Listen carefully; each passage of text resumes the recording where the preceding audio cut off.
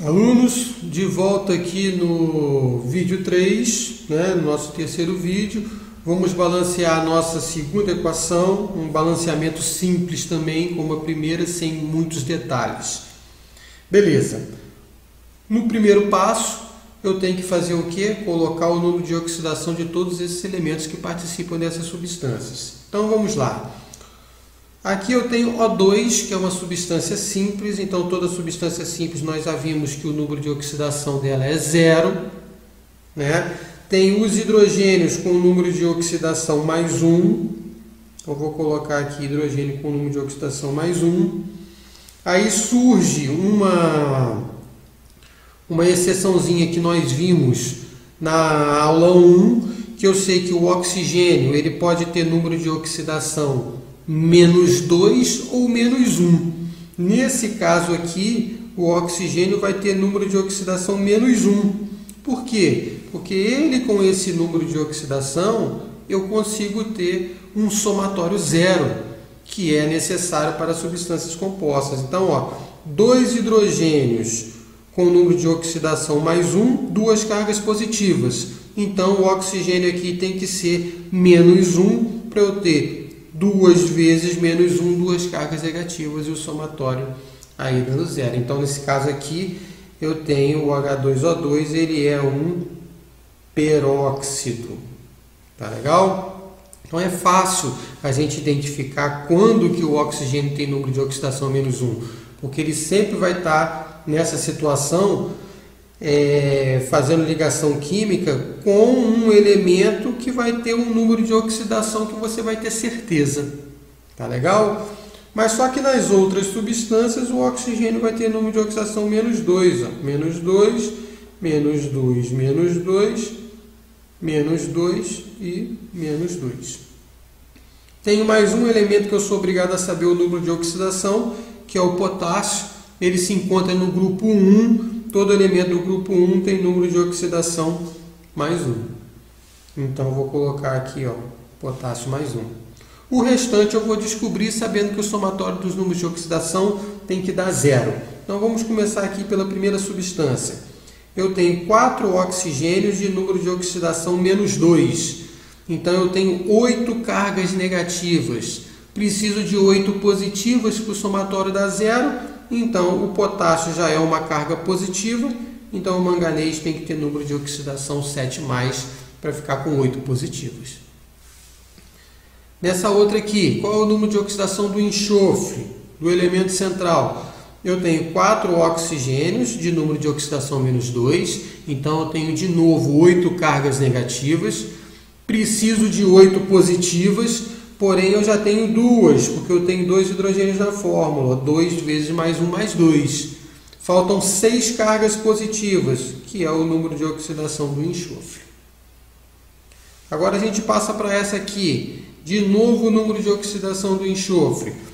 4 oxigênios vezes menos 2, 8 cargas negativas. Preciso de 8 positivas, já tenho 2, faltam 6. Enxofre com número de oxidação mais 6. Aí a gente tem um detalhe aqui para mostrar para vocês. Eu tenho o enxofre junto com 4 oxigênios com número de oxidação mais 6. De novo o enxofre com 4 oxigênios e o mesmo número de oxidação, mais 6. Então eu chego à conclusão de que nessa outra substância, devido ao enxofre estar ligado a 4 oxigênios também, aqui ele vai ter número de oxidação mais 6. Com isso, eu consigo descobrir o número de oxidação do manganês.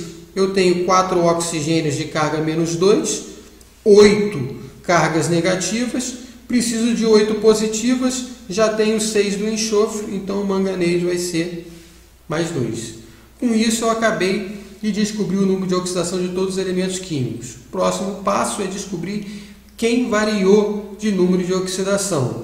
Então, eu tenho variando a oxidação aqui o oxigênio, que vai de menos 1 para 0.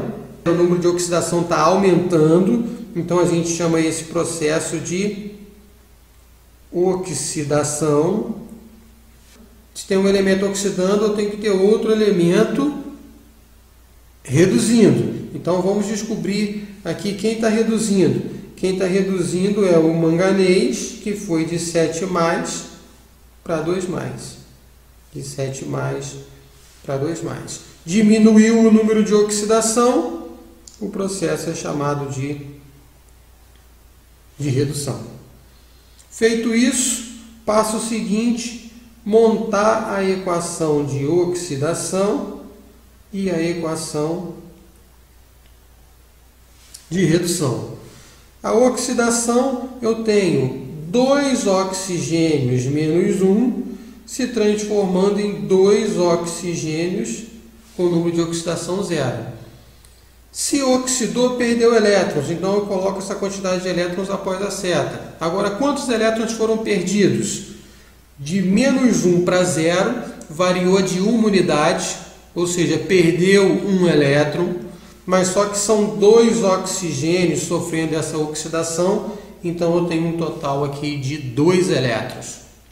Na redução, o manganês 7+, se transforma em manganês 2+. O número de oxidação diminuiu porque recebeu elétrons. Agora, quantos elétrons foram recebidos? Eu vou observar pela variação do número de oxidação. Eu tenho uma variação aqui de 5 unidades. Então, foram recebidos 5 elétrons. Perfeito? Então, eu tenho a oxidação perdendo 2 elétrons e a redução ganhando 5 elétrons.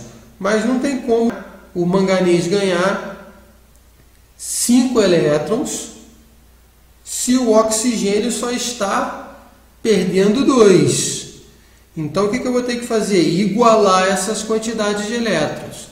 Mas aqui está diferente do exemplo anterior. Aqui, o 5 não é múltiplo inteiro de 2. Então, como é que eu faço para igualar as quantidades de elétrons? Quando acontece isso, eu vou ter que pegar a equação de oxidação e multiplicar ela pelo número de elétrons da redução. E a mesma coisa eu faço na equação de redução. Multiplico ela pelo número de elétrons da oxidação. Essa é uma forma da gente igualar as quantidades de elétrons.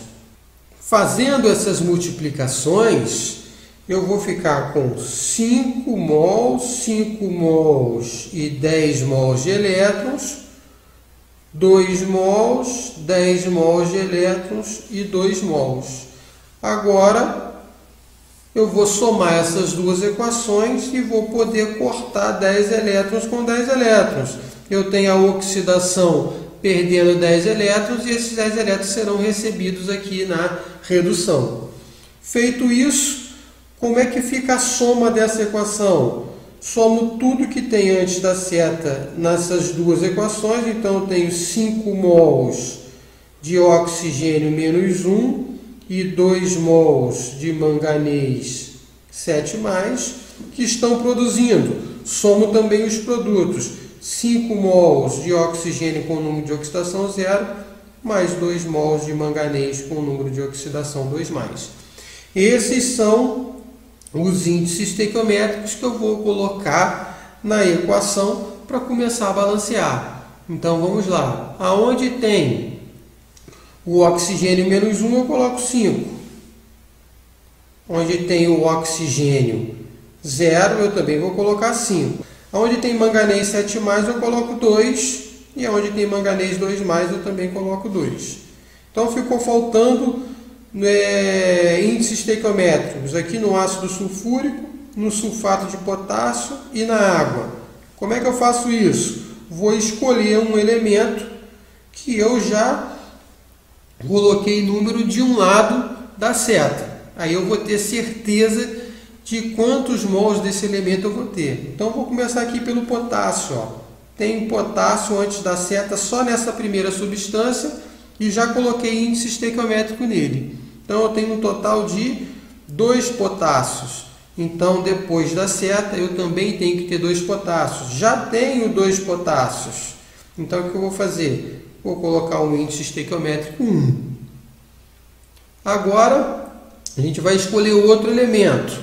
Preste atenção que após a seta, aonde tem enxofre, eu já coloquei índice estequiométrico.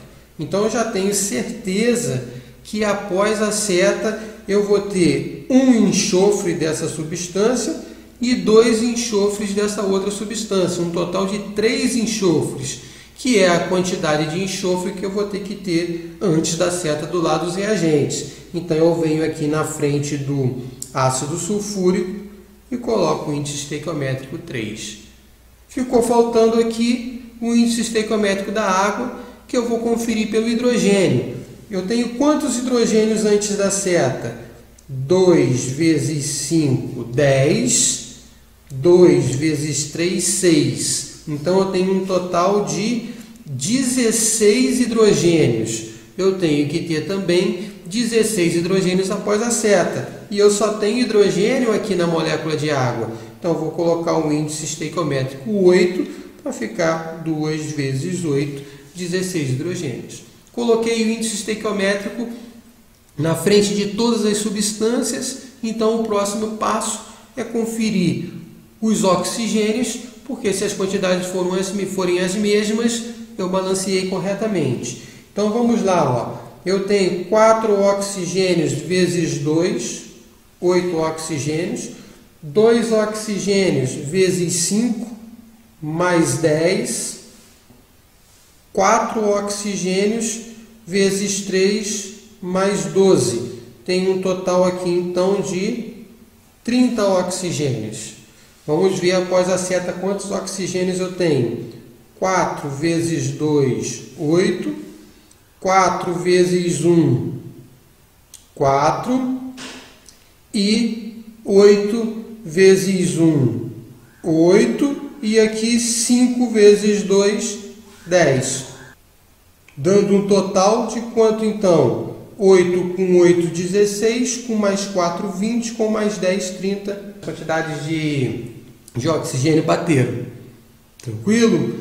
Então agora, para terminar, quem é o agente redutor e o agente oxidante? O agente redutor é a substância que contém o elemento químico que oxidou. Quem oxidou foi o oxigênio, que foi de menos 1 para 0. Então a substância que contém esse oxigênio menos 1 é o agente redutor. H2O2, peróxido de hidrogênio.